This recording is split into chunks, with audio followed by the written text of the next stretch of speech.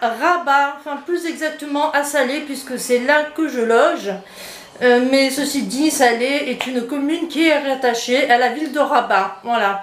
Donc en général, quand on dit je loge à Salé, c'est plus je loge pardon, à Rabat. C'est un petit peu la même chose que la commune d'Ixelles en Belgique, qui est rattachée à Bruxelles. Et donc du coup, on disait Bruxelles extension sud, parce qu'elle comprenait donc la commune de Ixelles. Voilà, là c'est exactement le même principe.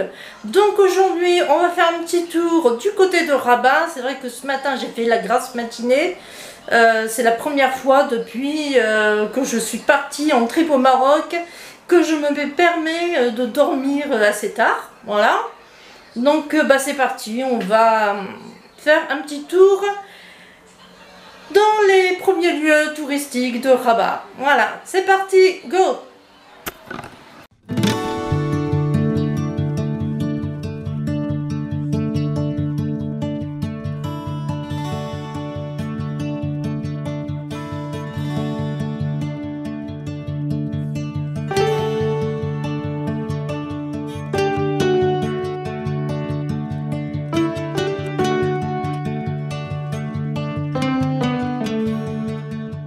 Ce que tu as vu là juste un instant, c'est un ancien minaret qui aurait dû faire 80 mètres de haut et qui n'en fait 44, seulement étant donné que les travaux ont été arrêtés quand le sultan Yacoub El Mansour est décédé. Ce que je vais te montrer, c'est en fait ce projet fou de faire la mosquée la plus grande du monde. Donc je vais te montrer tous les, comment on appelle ça, les piliers en marbre, etc. et les colonnes qui devaient soutenir cette mosquée. Donc c'est parti, on va faire le petit tour d'horizon de tout ça. Go!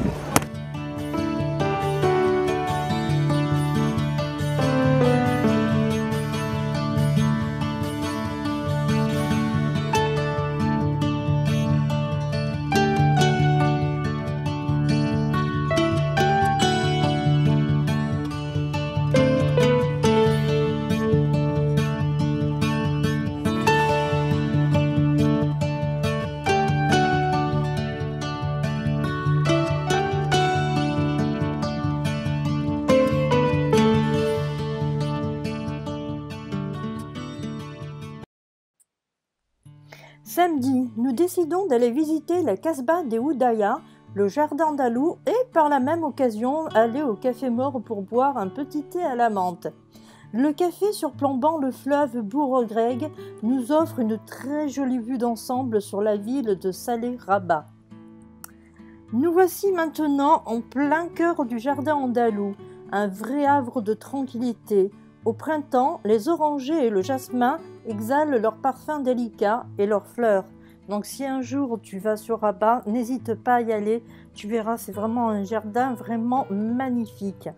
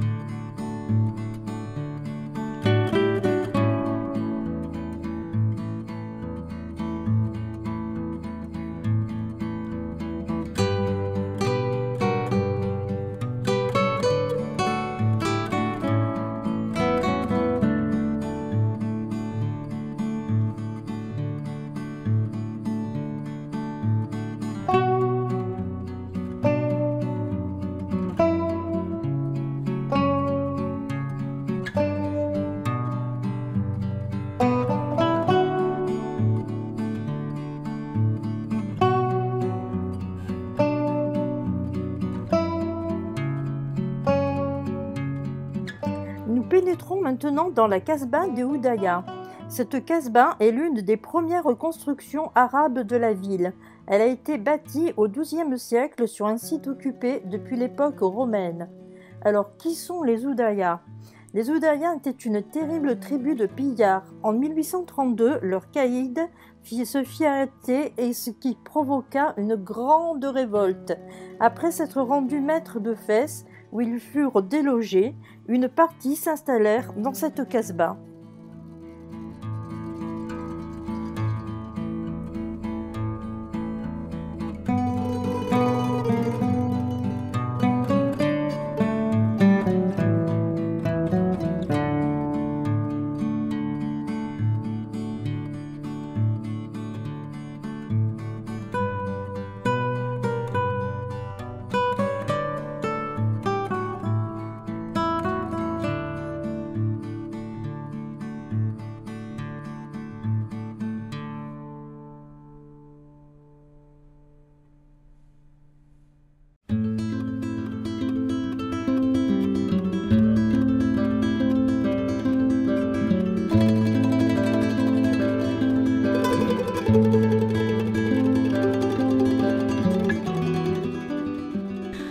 Hello tout le monde, donc aujourd'hui on est dans des vestiges romains qui se trouvent à Rabat et je te propose de visiter tout ça. C'est parti, go!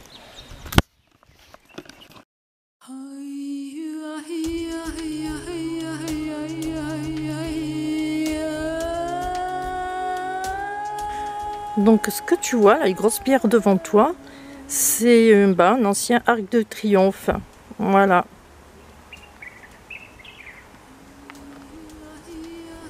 Juste ici, il y avait des commerces.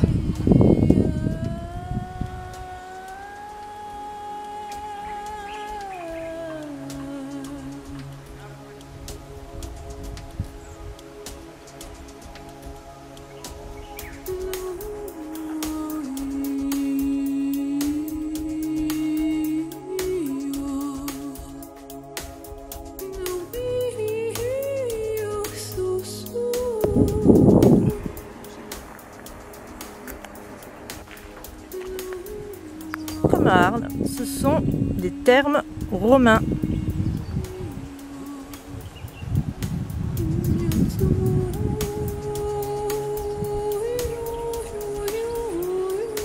Là, on se trouve devant les bains musulmans qui datent de 1358.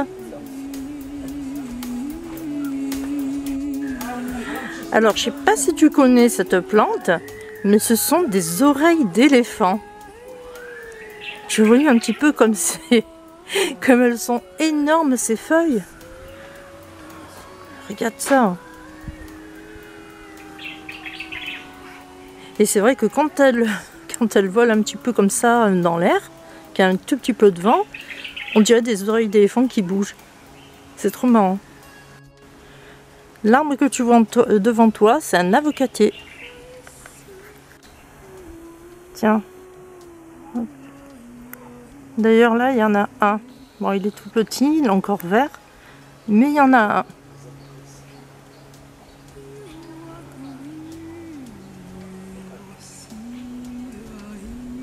Et là, il y en a un deuxième.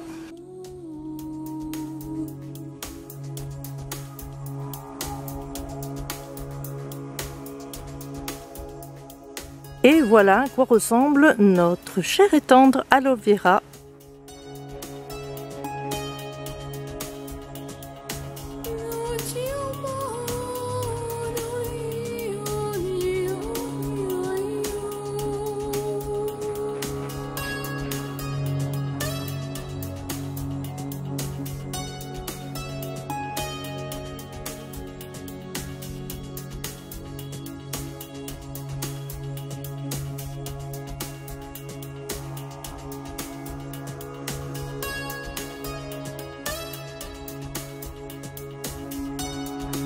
Un rose comme ça, c'est bien.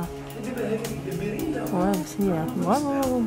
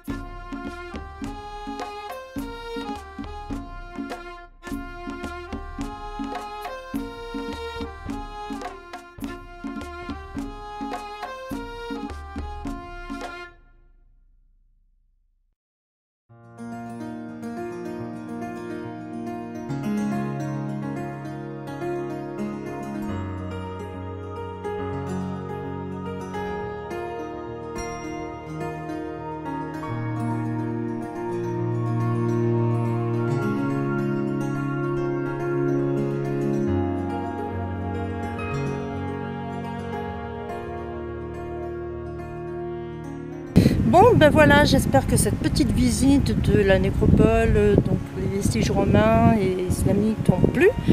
Maintenant, on va reprendre le taxi qui nous attend et on va au centre-ville pour faire du shopping. C'est parti, on y va, go!